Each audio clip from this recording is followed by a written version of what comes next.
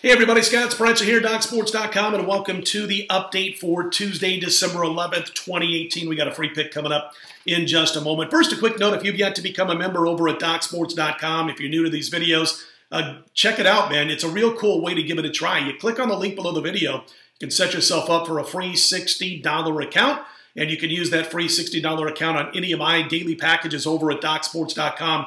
Also, anybody else of your choice on DocSports.com's website. And again, it all starts by clicking on the link below the video. All right, free pick coming up in just a moment. Free pick winner here last night. We had the under between the Vikings and Seattle and a real snooze fest. More on that coming up in just a minute. As far as the side, we passed all together on the side. We just had the under here on the free pick video. Last night, we had one play in the NBA. It was the Lakers. It lost. We had one play in the NHL. Over between the Devils and the Sharks. That one won. The NBA play well. The Lakers win by 3, laying anywhere from 5.5 to 6.5, depending on when you got it.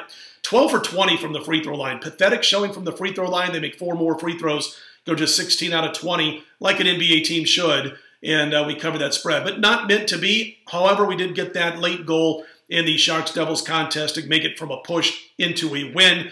So we're happy about cashing that over. NHL's been red hot, guys, since the start of the season, 28-15. We're up over $3,000 for those wagering, just $100 per unit. Going to have college basketball and the NHL at DocSports.com, our premium plays for Tuesday's card. And by the way, if you get that $60 free account, if you've yet to become a member, you can use that $60 account to grab my college basketball and my NHL on Tuesday. So check that out. Again, click on the link below the video to set yourself up for that free account. Again, free pick coming up in just a moment.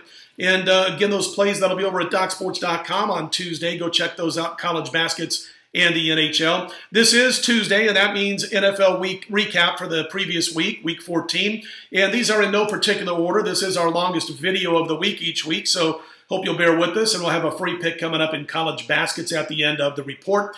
No particular order. Giants beat the Redskins 40-16. Eli Manning got protection. Also got the running of Saquon Barkley's 170 yards on 14 carries. Manning only had to throw the ball 22 times. Not really under duress. Completes 14. 3 touchdowns, no picks. 4th time this season that Manning has thrown at least 2 touchdown passes with no interceptions. The Giants, 4-0. How about that in those games? Green Bay's first game without Mike McCarthy. They knock off the Falcons 34-20. Aaron Jones, 17 carries, 78 yards, and a touchdown. Atlanta's defense, pathetic, man. I'm telling you, Matt Ryan gets no help. The stop unit is now giving up 166 rushing yards per game during their 5-game losing streak. The Jets get their revenge over Buffalo 27-23. Josh Allen 18 for 36, couple of picks. Still running the football too much. I don't care that he's like the first, quarterback to have 100-plus rushing yards in consecutive games in 67 years or whatever it's been. He's running the ball too much. He won't last. I get it. They don't have much to go to as far as receivers are concerned, but just focus a little bit more on the passing game, a little bit less on your quarterback taking off and running with the football. Jets, by the way, how about this stat? They are actually 17-2 straight up under Todd Bowles when they score at least 24 points. Problem is, they don't do it a lot.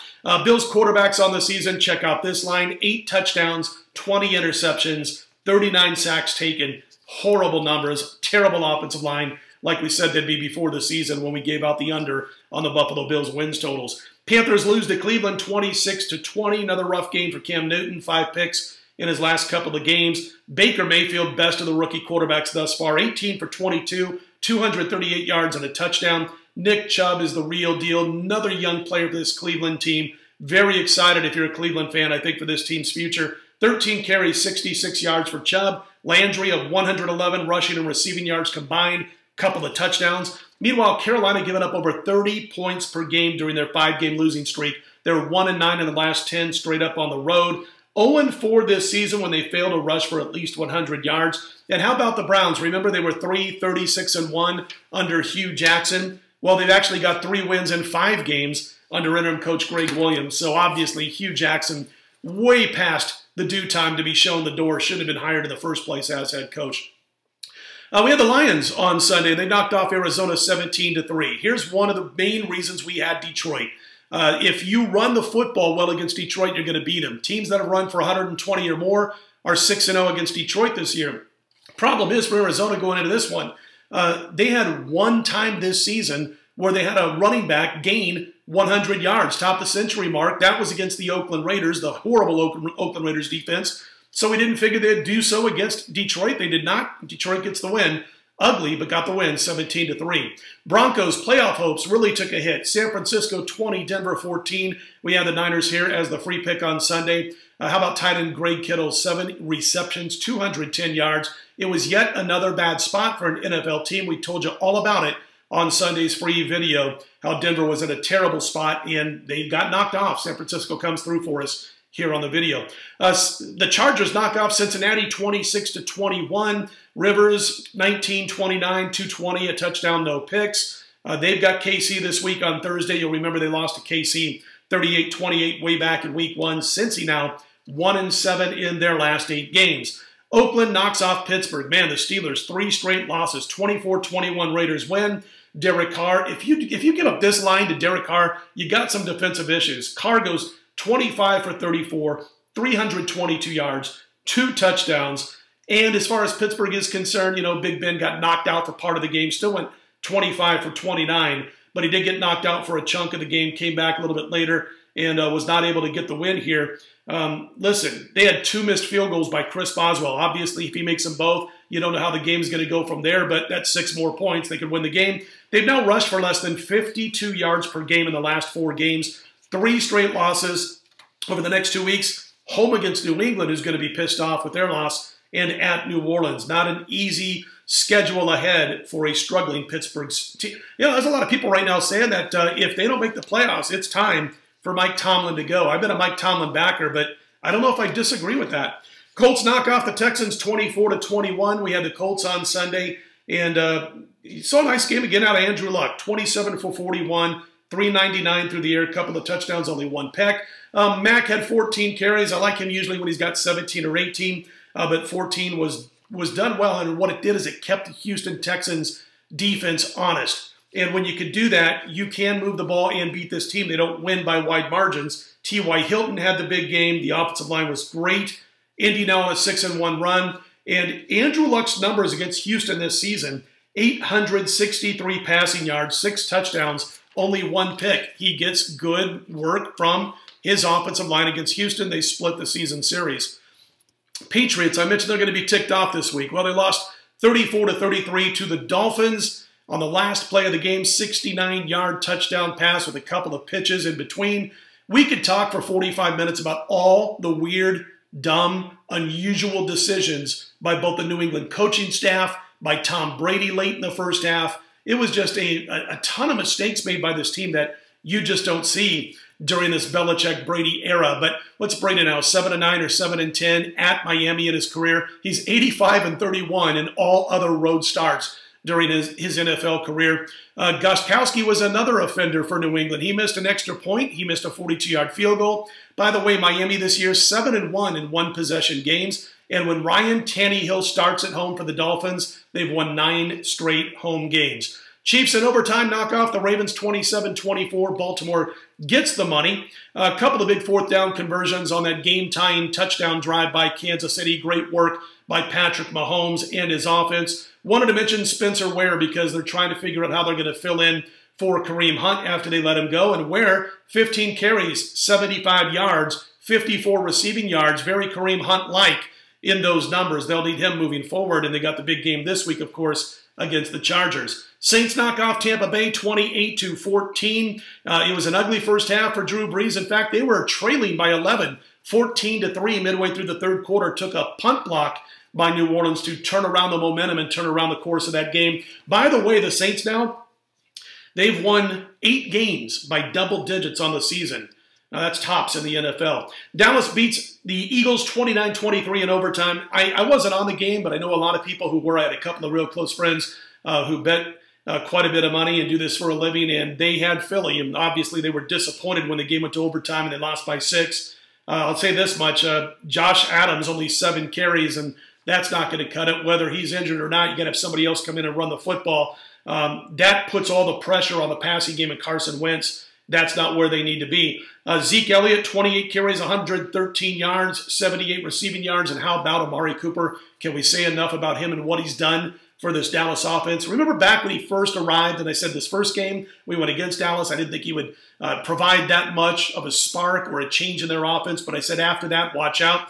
10 receptions, 217 yards, 3 touchdowns against the Eagles, and he just stretches that defense, man. He makes them play honest, and when defenses can't load up, Zeke Elliott has a big game, both running the football, catching out of the backfield. Prescott gets a decent performance by his offensive line, both run blocking and pass blocking, and they're winning football games. That's what one guy who can stretch the field can do for an offense. And our top play this past weekend was the Bears on Sunday night, and they knock off the Rams 15-6 and completed our nice 5-0 week. Rams just 2 field goals, 214 total yards. Jared Goff looked like he didn't care about that cold weather too much because he was terrible. 4 interceptions, no touchdowns, 20 for 44.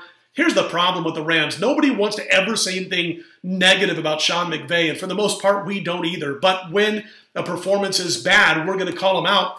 Bad play calling. You give Todd Gurley the football 11 times for an entire game. Listen, I get it, man. If you're midway through the third quarter and you're losing by 3 or 4 touchdowns, put the ball in the air. I get it. But this was a very close game. It was tied at halftime, and yet Todd Gurley, a small part of this offense with just 11 carries. Great job by the Bears defense. Jordan Howard, 19 carries, 101 yards. Huge in the game for Chicago. They are now 9-4 straight up, 14 points away from a 13-0 mark are the Chicago Bears. And then, of course, as we mentioned, we hit the free pick last night here, the under between the Vikings and Seattle. One of the main reasons is that bad relationship between Mike Zimmer and his offensive coordinator. He seems to go through them like crazy. And, boy, they're just not seeing eye to eye. Terrible play calling on offense for Minnesota. Poor execution by the players. The defense is fine. It was an ugly game to watch. I kept dozing off. Had to flip on the NBA, flip on the NHL. Just an ugly game. But Russell Wilson, Seattle's defense. Seattle comes through in the end, makes the right plays. They win 21-7. We cashed the under here on the free video. Again, we passed the side over at DocSports.com. That's your recap for Week 14. We do it each and every Tuesday throughout the course of the regular season. We'll have Week 15's recap next Tuesday. It is our longest video of the week, and we appreciate those who put up with our long-winded videos that we do every Tuesday to try to bring you some of these numbers and stats that happened over the weekend in the NFL. Free pick in just a minute, but again, right now over at DocSports.com on Tuesday, you can grab my college basketball play for Tuesday, my NHL play for Tuesday. We look to go to 29-15 on the season in the NHL. Those plays will be up during the morning hours over at DocSports.com. Going to pass in the NBA, just 3 games on Tuesday. We don't like any of the 3 games. And again, our football plays, first college football bowl plays for the upcoming bowl season, and of course Week 15 of the NFL will all be posted at DocSports.com on Thursday afternoon. We're 58-32, 64% the last 9 or 10 weeks now, college football and the NFL combined. So don't miss out those plays on Thursday afternoon. All right, the free pick. Let's turn to college basketball, and we are going to actually back Villanova in this game minus the points over Penn. Now that number's around 7-ish. And it looks like Penn's playing very good basketball. They are. They've won a few games in a row. But I think that 14-point win over the Miami Hurricanes is going to allow Villanova to be focused. I know this is called a rivalry game, an old Big 5 game in the city of Philadelphia. But every once in a while, you would think that a Villanova team could overlook Penn. Not this time. They're not as good as they've been, obviously, when they were winning championships over the last few years. They are a top 25 team. They're starting to play with a more cohesive brand of basketball. But again, I think because of what Penn did by 14 over Miami, it keeps Villanova focused on the task at hand. I don't think they're going to win like they did last time these two teams played when they won by, 28 points or whatever. But I do think they win and cover this number. I'll say they win by about 10 to 12 points. So Villanova minus the points is our free pick for Tuesday's card. And listen, if you like these videos, please click on that thumbs up button. Be sure to subscribe. We do appreciate those who have done so thus far. Scott Spreitzer, DocSports.com. We'll be right back here Wednesday, 4 a.m. Eastern, 1 a.m. Pacific. Let's put Tuesday in the win column. Talk to you Wednesday morning.